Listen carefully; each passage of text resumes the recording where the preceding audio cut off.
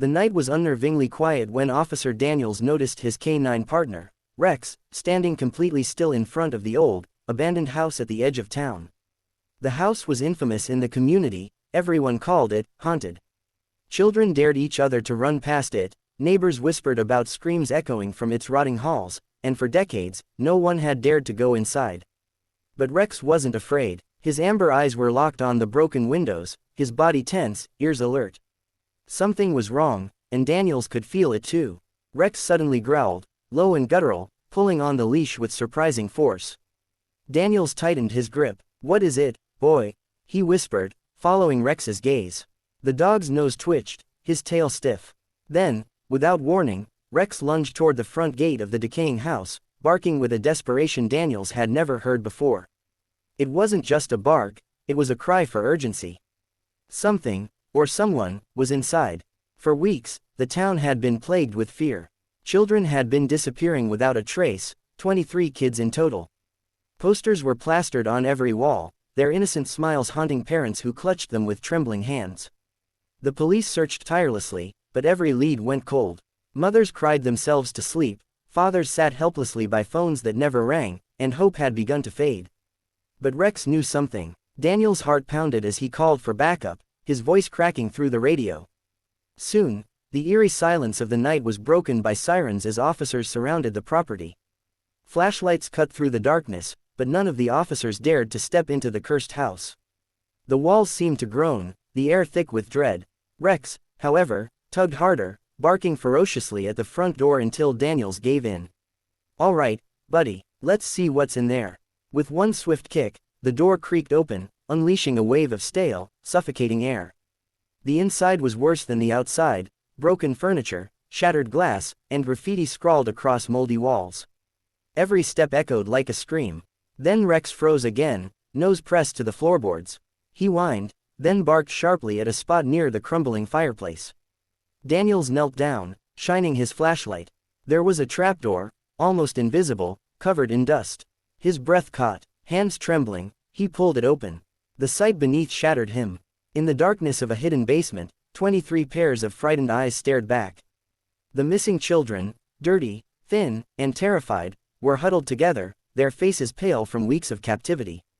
Some clutched each other, some cried silently, and others just stared, too weak to move.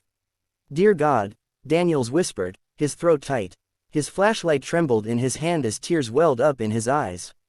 The kids looked at him like he was their last hope. And maybe he was. Rex barked again, jumping into the basement first, wagging his tail softly as he sniffed the children gently, one by one. For the first time in weeks, the kids' faces lit up, not with fear, but with relief.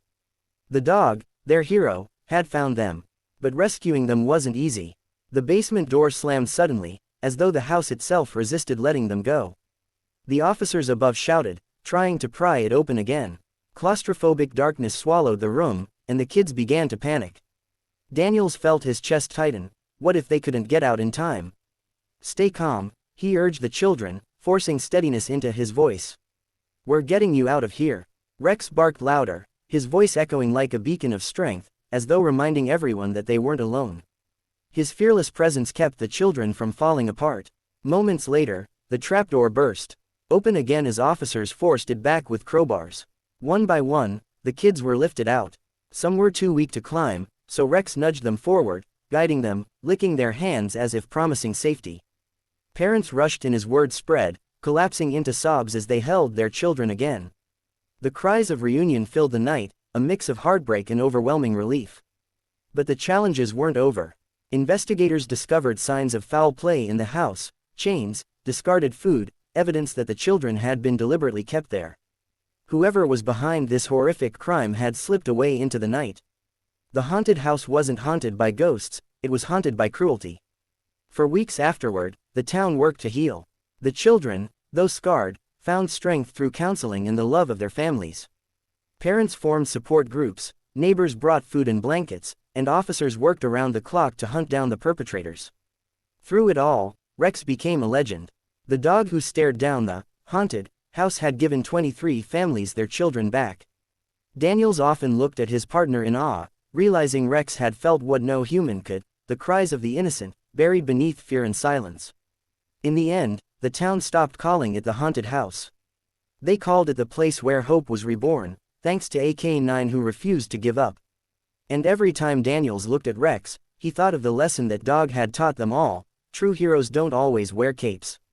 Sometimes, they walk on four paws, with hearts braver than most humans could ever imagine.